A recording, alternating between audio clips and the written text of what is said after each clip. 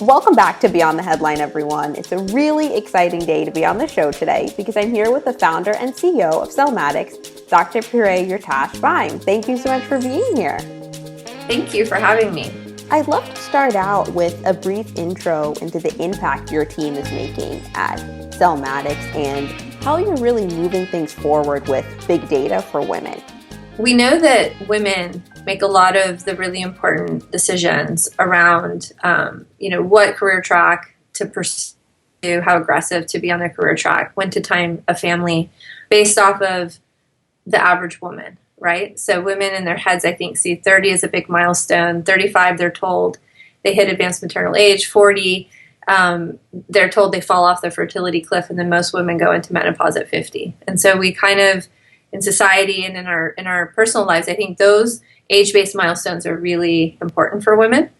But by assuming that they're the average woman, a lot of women are gambling, right? Because it turns out that many women actually go into a state where they're having fertility difficulties much earlier, right? And some women are actually fine until much later. So that's by definition, right? There's always a distribution around that average. And we know that distribution is actually quite broad. So we know women who had no trouble getting pregnant at 40, slam dunk, the first time they tried. And then we know women who went into menopause in college, right? And so what we're working toward is a future where every woman will be empowered to understand how her personal biology impacts all of these things, her fertility. But also, why that's important is that a woman's reproductive health really impacts every other aspect of her health. They're intertwined. Right? So your hormone levels, your ovarian reserve, the age you're going to go into menopause, the age of your first period, these things impact so many other things: cardiovascular disease risk, cancer risk, the risk of autoimmune disorders, all of that kind of stuff.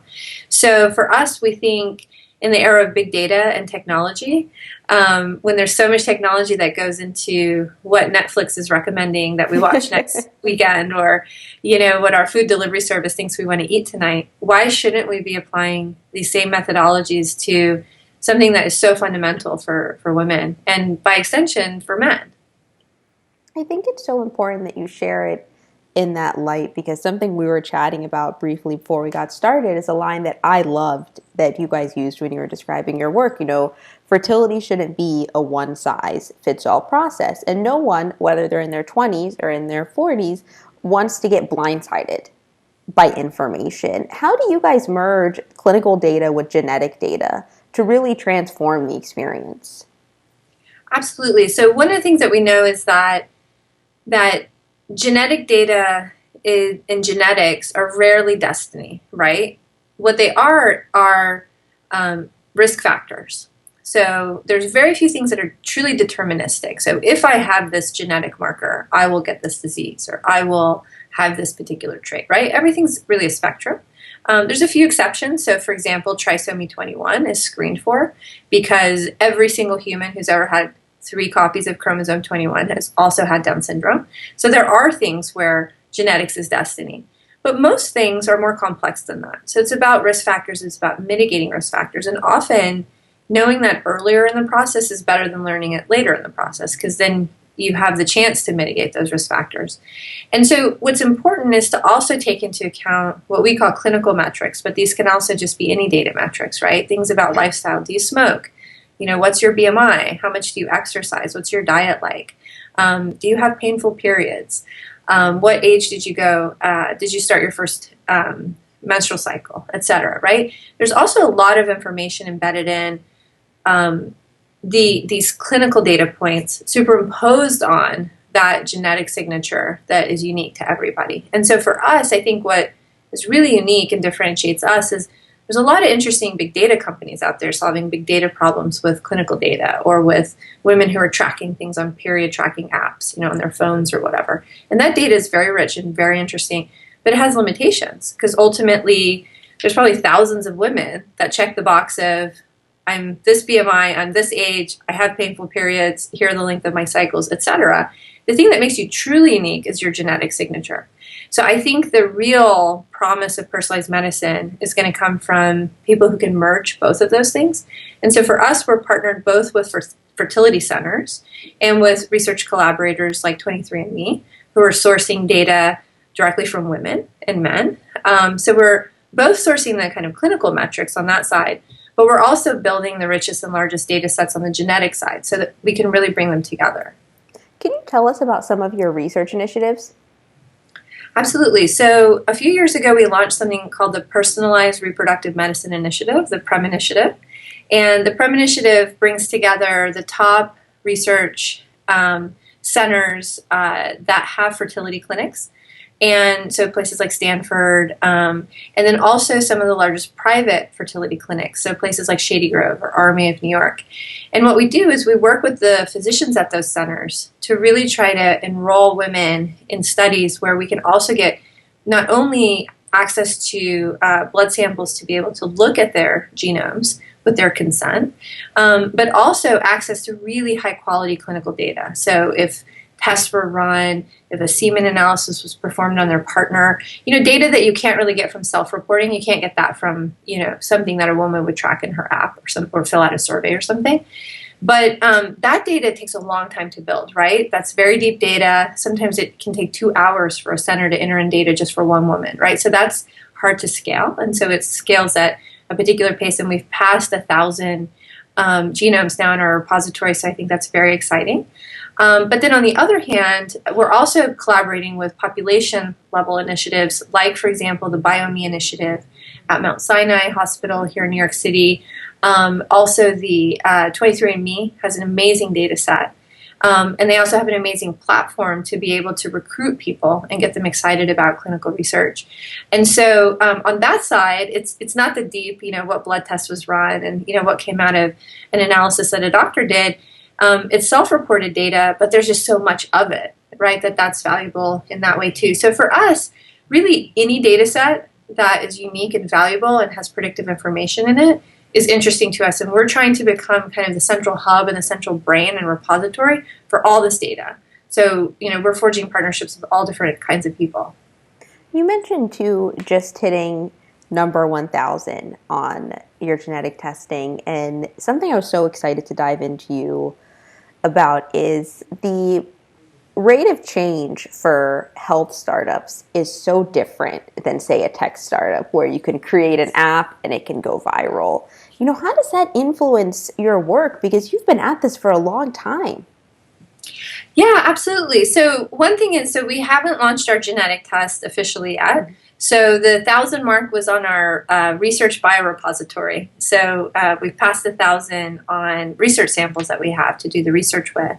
But getting back to your question about it is hard, right? It is hard, and biotech takes a long time. And sometimes I talk to tech reporters, for example, and they'll say, "How long have you guys been around?" And I'm like, 7 years. And they're like, "Wait, shouldn't you have already had your sale to Facebook by now or whatever? You guys are so old."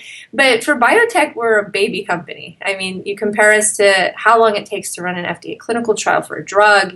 Drug development timelines can easily be 20 years long. So healthcare, the deep kind of healthcare that we do, deep technology in healthcare, does take time. But the good news is that once you've done that R&D and really invested that time, then I think it can go fast. So I think one really good example is non-invasive prenatal testing for fetal aneuploidies.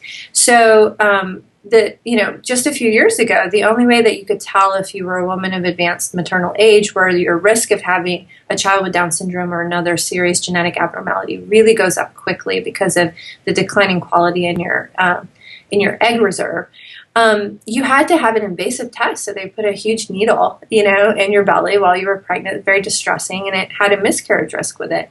And just a few years ago, a test became popular where it's just a simple blood test. You do it in the first trimester, and you can learn the same thing, basically. Wow. And, for something like that, even though it may have taken a while to develop, the field just exploded overnight. The first company, I think, sold 200,000 of those tests the first year after they launched, and now there's 10 companies doing that kind of testing, and it's become so common. So I think while the R&D, if you do it right, does take time, I think once a product that adds so much value to the marketplace goes to market, it can move really fast after that. And on that note, too, I'd love to hear about your journey launching the business. What inspired you? So I got my start as a scientist, first and foremost. So I did my PhD looking at really on a genetic level what makes a quality egg in mammals, and what are the properties that that egg needs to have to be able to support a developing baby down the road. And before I kind of focused on that, I worked more broadly in cancer. And when I worked in cancer, I was there for really the early days of personalized medicine. So I'm generation one. Early grad school for me was like the very first human genome got published. It cost several $billions to generate that genome. And then by the time I left grad school, the cost of generating a whole genome was $100,000, right? So just an explosion of our ability to understand genetic data during the course of my PhD work. And so then my career took a turn toward fertility. And when I went to go do my postdoctoral work in Cambridge, Cambridge is actually in the UK, is where they did the first IVF. So while I was there, they were celebrating this huge milestone that had happened 40 years before. And I started to hear the pain points of patients who were, failing 10 rounds of in vitro fertilization treatment. And when you hear these stories as a scientist, you have your tunnel vision, you're working on a problem that's interesting to you as a scientist. But then when you actually start to interact with real patients and just hear, wow, there's actually such a huge divide between what I as a scientist know, which is that we know that there are these genes, that if you have disruptions in these genes, a mouse that has that disruption is going to have infertility or is going to have trouble conceiving or carrying a pregnancy to term. And now women are coming to you and saying all these things that sound a lot like what the mice are going through that have these genetic changes. For me, the light bulb moment was really, wow, personalized medicine is revolutionizing fields of medicine like cancer. And I just raised my hand in a meeting and I just kind of naively said, who's doing this for fertility? And really nobody was going after it in a really big way and taking a big swing. And so for me, just in an act of sheer insanity, I quit my I quit my postdoc with like $0 in my pocket, moved back to the U.S. and just couch surfed for like literally a year and a half. Had no income. My parents thought I had completely lost my mind. I had an Ivy League PhD. I was like off, 5-year post in Cambridge. And then here I was living on couches, dragging my suitcase around in the snow in New York. And they thought I had completely lost my mind. And I said, no, I'm an entrepreneur. I have a job. I just don't have income. It's very different. So I really started from zero. I partnered with my one of my roommates from graduate school, Laura Bandak. And, so it was the two of us really getting this thing started in her living room in Tribeca 7 years ago. Do you think you could have done it without her? No, I think that for me, I love teams. Laura was my first team and now we're close to 80 people. So the team has grown since then. But I think for me, part of the joy of discovery and invention and building is also, I tell people when we're recruiting people to Celmatix that, I started Celmatix to do 2 experiments. One is to see, can we decode the genetic basis of this stuff? And that experiment was successful. And the second experiment is, can we do it with a group of people who are all really nice, mission driven, who take good care of each other, who achieve some element of work-life balance? Can we do it without hurting people along the way? Because I think sometimes in some work environments, there's this mentality of, it's about the end goal. Who cares who gets broken along the way, right? And I think what's really been important to me at Celmatix is those relationships and that community. And so it's been really fun to not only create a product that it was kind of my dream product. I wanted this for myself, right? And for the people that I love and all the people whose stories I've heard over the last decade. But I also wanted to create a really wonderful company that could set an example of, we have paid maternity leave. We offer flexibility for breastfeeding for moms who are returning. We have, secondary caretaker leave as well. And so I'm also equally proud of that team component, and that really started with my co-founder in the early days. I think that's such an important point too, and I was really curious, how does your work in science compare to your work in entrepreneurship? Because they're both very unpredictable, but also require process. Yeah, so it's a really good question, and I think when I first got started, I just assumed that I had a disadvantage because I hadn't gone to business school, right? And so I really held myself back in many ways because I thought, well, I'm a scientist. This stuff isn't my expertise. But at some point, to along the lines of what you were saying, I realized, wait a minute, this is what you do as a scientist. If you're an innovation entrepreneur, you find a problem that has not been solved but is important and impactful. You propose an innovative solution for solving it that hasn't occurred to anyone else. You have to raise funds, so in academia you get funding as a scientist as well. And then you have to execute using a process. Sometimes you have to bring collaborators in, build partnerships, work with others. And then ultimately you have to exit. You have to publish a paper. You have to graduate. And it's the same thing with a company. You have to launch a product. You have to move your business forward. And so when I embraced the fact that I had succeeded in the academic process, if you will, of starting from zero and getting to one. When I embraced that, I knew how to do that, and that this was just another version of that. Maybe it had different 3-letter acronyms, and I had to learn something about management and marketing, and those were new domain areas for me. But the fundamental DNA was there for me. I now, when I talk to other scientists, I say, look, you have the DNA to be an entrepreneur, because every PhD scientist, in fact, has built a startup. Their PhD is a startup. And so when you think of that graduation moment, I love how you compared it. What does success look like for you at Celmatix when you're thinking about the future? I think we won't be done until this is a new thing in the world, right? So when we got started, no pressure. Yeah, it's very important. I meet people in Silicon Valley sometimes when I'm interviewing candidates out there, job candidates. One thing that I have found so surprising is people have said to me, it's so remarkable. You actually want to do this thing, it sounds like. Like you actually want to make this product and you want this to happen. And I say, well, of course we want this to happen. But, some companies are great experiments, right? But it's about this fail fast mentality. This is something that you hear about a lot in the Valley is, just disrupt something, and if it's not on the right track, fail fast and go on to the next thing. And that's great, and I think that has worked really well. No one can argue with the Silicon Valley model.